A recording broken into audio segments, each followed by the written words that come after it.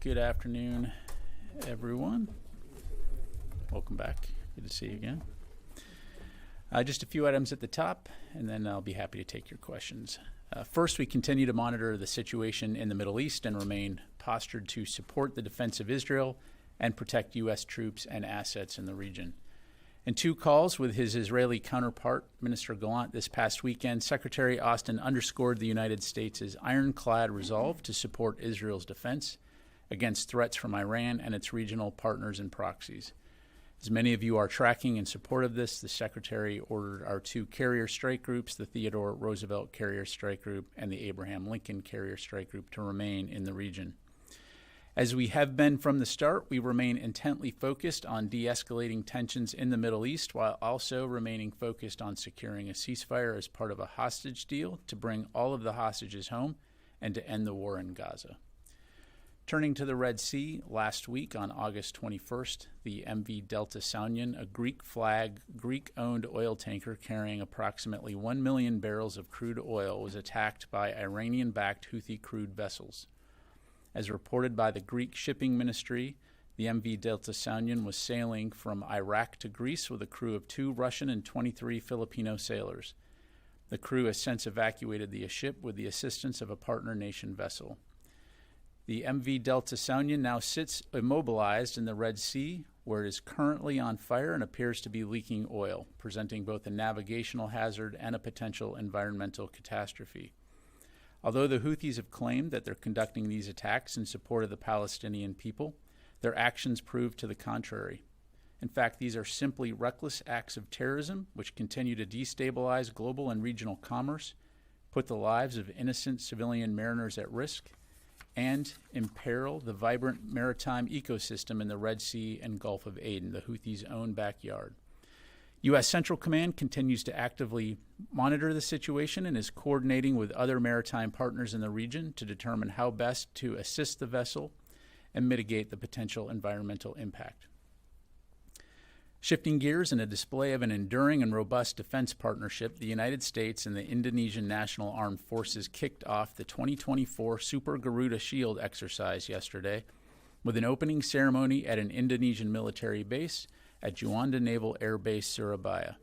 Super Garuda Shield is the largest annual U.S.-Indonesian training exercise, and this year service members from the U.S., Indonesia, Australia, Canada, Japan, Singapore, and the United Kingdom will engage in various training opportunities, including airborne operations, amphibious operations, and interoperability information exchanges, as well as academic exchanges, professional development workshops, command and control exercises, and a joint field training exercise culminating in a live fire event. Sponsored by U.S. Army Pacific, the exercise will last through September 6 and involves around 3,000 combined armed forces, including approximately 1,800 U.S. personnel. It enhances interoperability through training and cultural exchanges, solidifying the U.S.-Indonesia Major Defense Partnership, and supporting a free and open Indo-Pacific. For more information on Super Garuda Shield, I'd refer you to U.S. Army Pacific. Finally, on behalf of all who have served here in the Office of the Secretary of Defense for Public Affairs, I wanted to take the opportunity to congratulate our very own Mr. Taft Phoebus on his 40-year milestone of federal service in the Defense Press Operations Office. Always the early bird, in early and out late, Taft humbly and selflessly plays a foundational role here at OSD-PA, supporting the Pentagon Press Corps and ensuring they have the support they need to do their jobs effectively. Anyone who has had the good fortune of working alongside Taft is familiar with the wisdom and professionalism he brings to the job every day. So once more, congratulations, Taft, and thank you for your service. Here's to 40 more. And with that, I will take your questions. Yeah.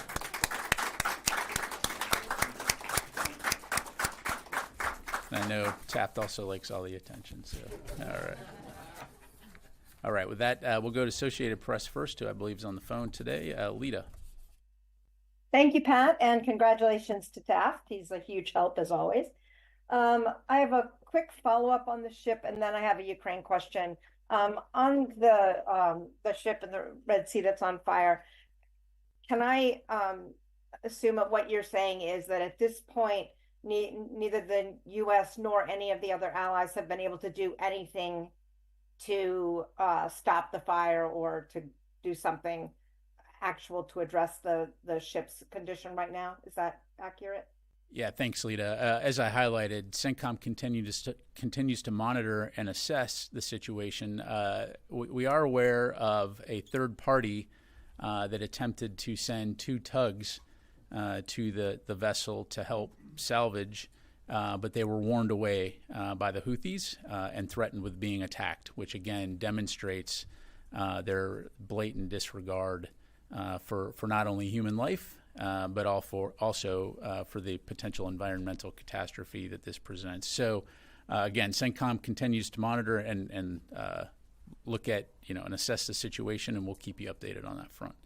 And then you said you had a question on Ukraine? Yes. Does Secretary Austin expect to meet with Ministry Umarov this week?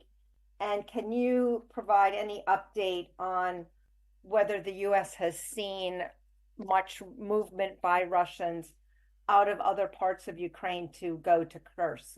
Thank you. In terms of the Secretary meeting with Minister Umarov, I don't have anything to announce. As you know, he regularly speaks, Secretary Austin regularly speaks with Minister Umarov, and so I would foresee them speaking again in the near future. But again, I don't have anything to provide from the podium today. In terms of Kursk, again, we continue to keep an eye on this. As we've said previously, we have seen the Russians divert some forces to the Kursk region. Largely, they have used forces that are already there, and as they put together a hasty defense, but nothing large scale that I've seen at this point. But again, I'd refer you to the Russians to talk more about their operations, and I'll just leave it there. Jennifer. General Ryder, the U.S. doesn't have any naval warships in the Red Sea right now. Do you think that if there had been the USS Cole or other destroyers or an aircraft carrier in the Red Sea, that they could have prevented this Houthi attack on this vessel that's now on fire? Well, at this point, the fact is that there is a vessel that's on fire, and as you know, we've been patrolling those waterways for a while and have been able to intercept and mitigate the vast majority of Houthi attacks, and so we'll continue to stay focused on that. But the reality is, right now we have this situation, and so again, CENTCOM will continue to assess. We'll keep you updated on any potential involvement there. And how long do you expect that there won't be an aircraft carrier strike group in the Indo-Pacific? Isn't it risky right now not having an aircraft carrier strike group there? Well, look, as we look at global force management and as we look at requirements around the world in support of our national security interests, we're always taking great care to make sure that we can cover those commitments, to include in our priority theater, which is the Indo-Pacific region. And so we have a significant amount of capability there, to include a large naval presence. And so in the case of the Middle East, as I highlighted, the Secretary wanted those 2 carrier strike groups to remain in the region for now, to be able to provide us with additional capability and capacity to protect our forces, support the defense of Israel, and also be ready for a variety of contingencies. But how long do you expect to have this carrier gap? Look, I'm not going to get into deployment timelines for operation security reasons, but the bottom line is we can walk and chew gum at the same time. Carla. Thank you, Pat. Ukrainian President Zelensky said yesterday that there should be no restrictions on the range of weapons for Ukraine. He said this before, but he added that the terrorists, referencing Russia, have no such restrictions. Does the Pentagon agree with that statement? Well, look, I won't speak for President Zelensky. Clearly, he's made his views and perspective well known, both publicly and privately. From a U.S. perspective, we're going to continue to consult closely with our Ukrainian partners as well as our allies and partners around the world on how best to support Ukraine towards the ultimate end state of ensuring a free and sovereign Ukraine that can deter future aggression from Russia. And so are there still restrictions on Ukrainian weapons provided by the United States? So our policies haven't changed. You've heard us say that the Ukrainians can use U.S. Security assistance to defend themselves from cross-border attacks, in other words, counterfire. But as it relates to long-range strike, deep strikes into Russia, our policy has not changed. Let me go back out to the phone here. JJ Green, WTOP. Thanks, General.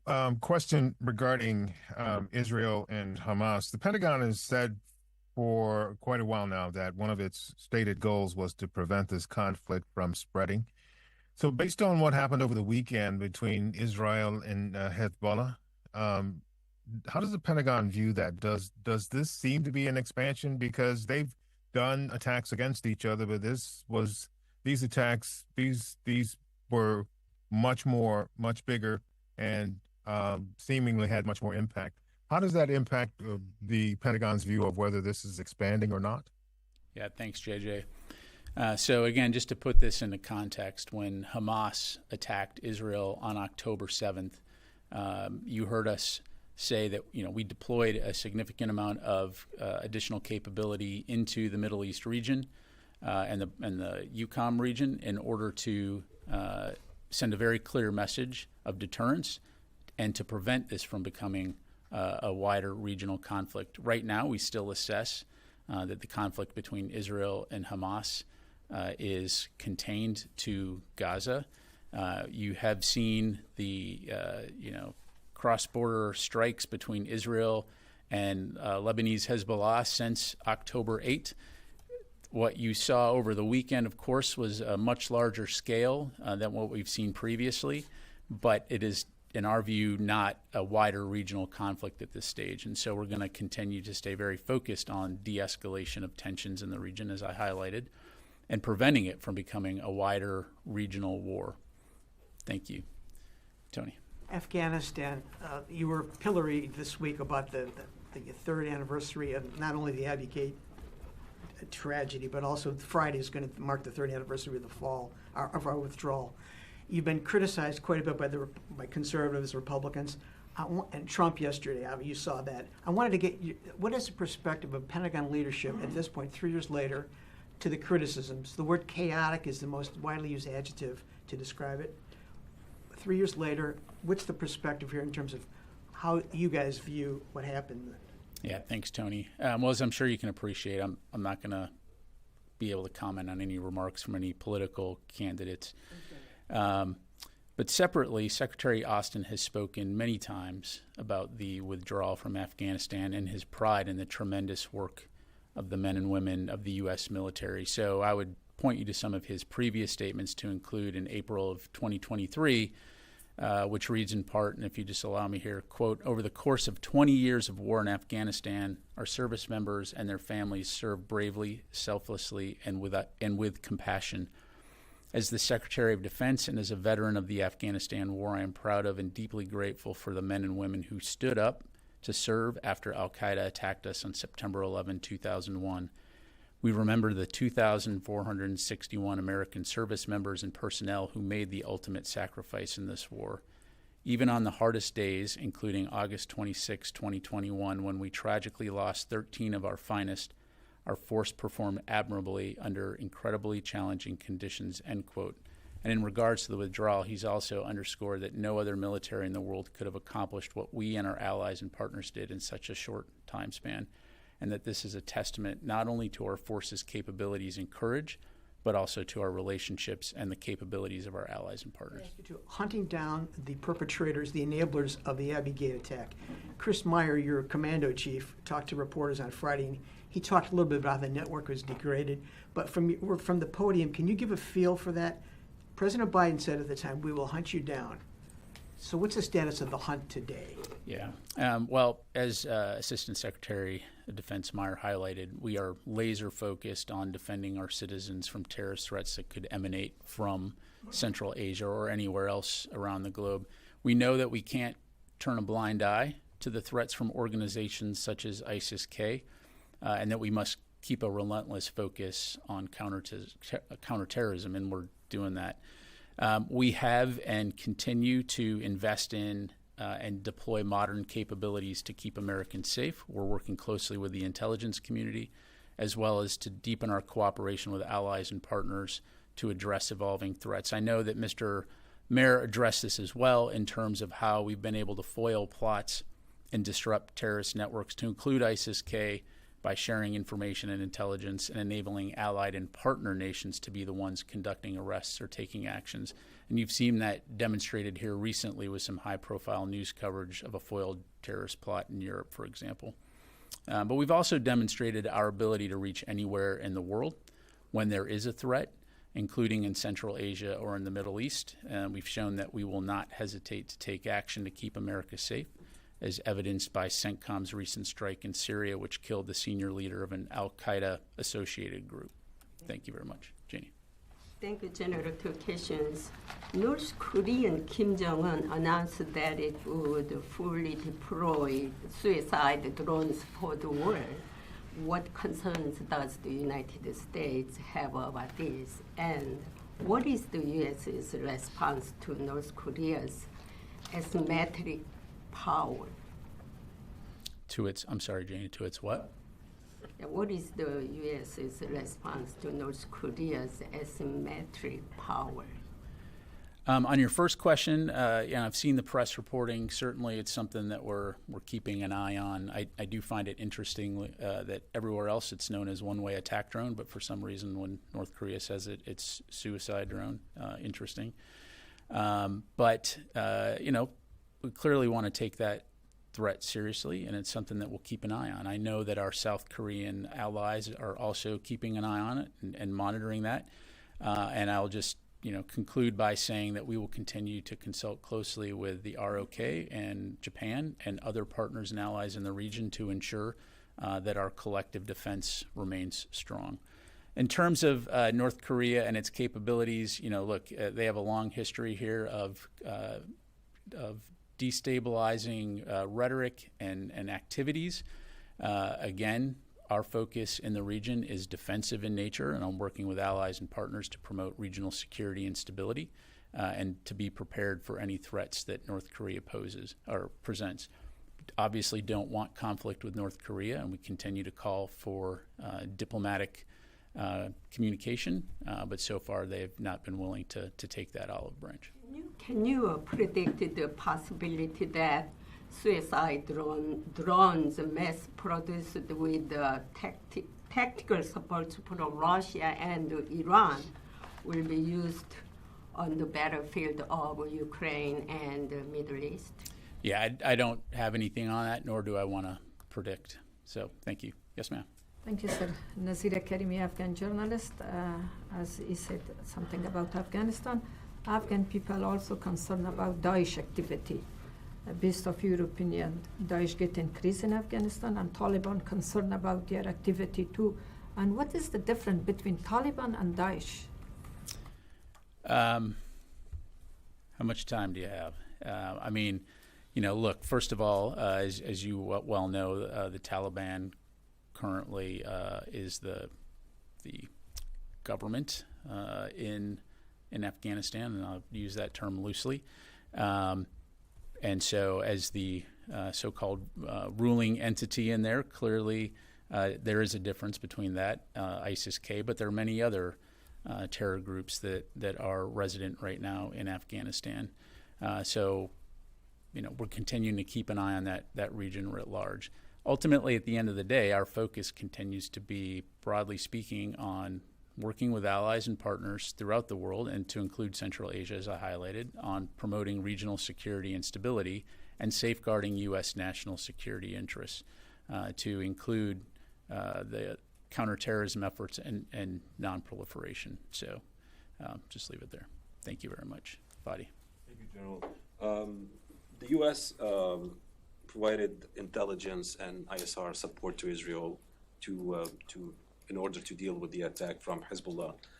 What is your assessment of that attack, and do you think it failed or succeeded in achieving some of the goals that were declared by Hezbollah leader Hassan Nasrallah?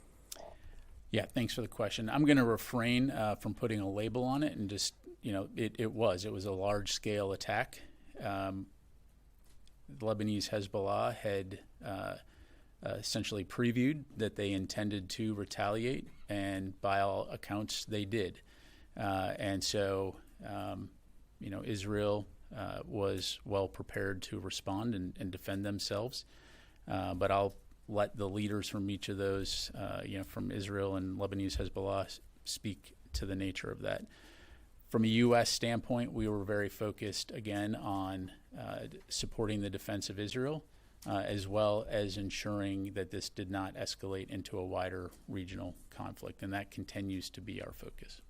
And on the threats from Iran to retaliate against Israel, do you see Iran still poised to attack Israel, or in light of the weekend events between Hezbollah and Israel, there's been some changes in what you observe vis-a-vis Iran? I'm not going to go into intelligence, but again, as I've said previously, Iran has made those threats and has said that they intend to retaliate, and so we have to take that very seriously. And so we will continue to remain postured, and we are well postured to be able to support the defenses of Israel as well as protect our own forces. Thank you. Noah. Admiral Paparo said recently that the U.S. could escort Filipino vessels during resupply missions, that this would be within the bounds of the Mutual Defense Treaty. I wanted to know if that's consistent with the Secretary's thinking. Yeah, thanks, Noah. What I would say is the Philippines remains the lead for its own operations in the South China Sea, and we continue to provide significant advisory support in addition to our efforts to help modernize the Philippine military. And so as allies, we continue to stand with the Philippines, given especially the PRC has consistently prevented them from executing lawful maritime operations in the South China Sea. And so our commitment to that alliance is ironclad. As you know, our governments have close continual consultation, so any military support would be at the request of the government of the Philippines. And in that light, Admiral Paparo simply called it an option within the context of consultations. So you're saying that if they requested such military support, that could be on the table for consultation, that wouldn't be an immediate closed door? Well, again, without getting into hypotheticals, I think as allies, it would require require consultation between our two nations. Thank you. Courtney, you're sitting way in the back there today. Yeah.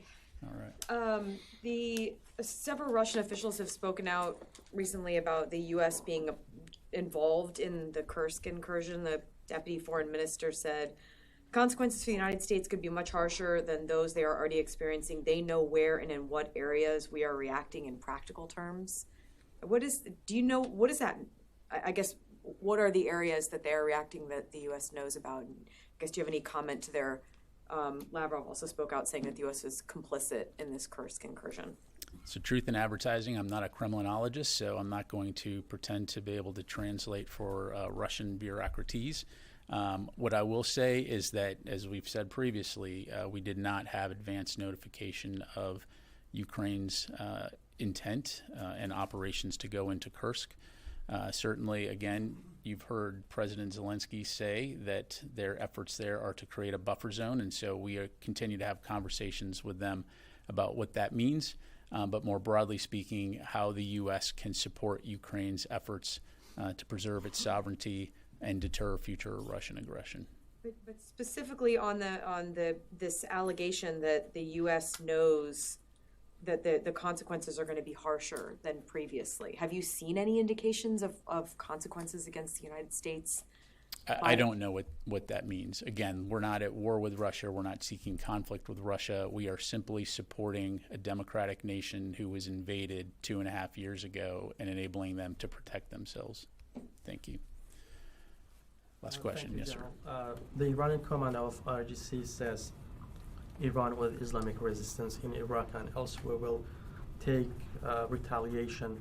But how does the Pentagon see the involvement of proxies in Iraq in the existing war between Israel and Hamas? Well, kind of taking a step back, there have definitely been actions by Iranian-backed groups in Iraq and Syria as it relates to attempting to conduct rocket attacks against Israel, largely unsuccessful. But we've seen that. We've also seen those groups attack U.S. forces that are in Iraq and Syria in support of the enduring defeat of ISIS mission. So, what they may do in the future, I can't predict, but we take that threat seriously, and we'll continue. And just like we're going to continue to support the defense of Israel, we will stay very focused on ensuring that our forces are protected as well, and we won't tolerate any attacks against our forces. And to purposely belabor the point, if we are threatened or attacked, we will always respond in a time and manner of our choosing. Thank you. Thank you very much, everybody. Last one. Yeah. Domestic question related to a Justice Department plea that came down last night against one of the Navy's top shipbuilders, Austal Limited. They pleaded guilty to product substitution and fraud, accounting fraud. What steps is the DoD General Counsel taking with the Navy to review whether they are a responsible contractor to keep getting federal contracts or face debarments? Yeah, thanks, Tony. We've seen the press reporting on it. However, I'm going to have to refer you to the Department of Justice for details, and then to the Navy for any action that they're undertaking as a result. I just don't have any more to provide. You don't have any more? Okay. Can you also check on the status of the Boeing review you were asked about like a month and a half ago in terms of their plea? I know you guys said at the time there's a review of what steps Boeing is taking to be a responsible contractor. Can you take that as a question in terms of the status Yeah, of the... I'll take the question. I don't know that we'll have much more to provide, but I'll take that question. Okay, thanks. Oh, Louis, seriously. You walk in like last minute. All right. Only because it's ABC, Louis Martinez. Thank you. And congratulations to Taft. Oh, yeah, okay. Taft was on time, but Right. just saying. Going back to the JLOTs, that was announced last week, I think, that that last cargo shipment had left Cyprus. Is there an update? Has it been offloaded? What's happened since? So what I'm tracking, Louis, is that essentially the ship is in the queue, waiting for its turn to dock in Ashdod and unload its contents. But as of right now, still at sea. But that's the latest update I have. Okay. Thank you. Thanks very much, everybody. Appreciate it.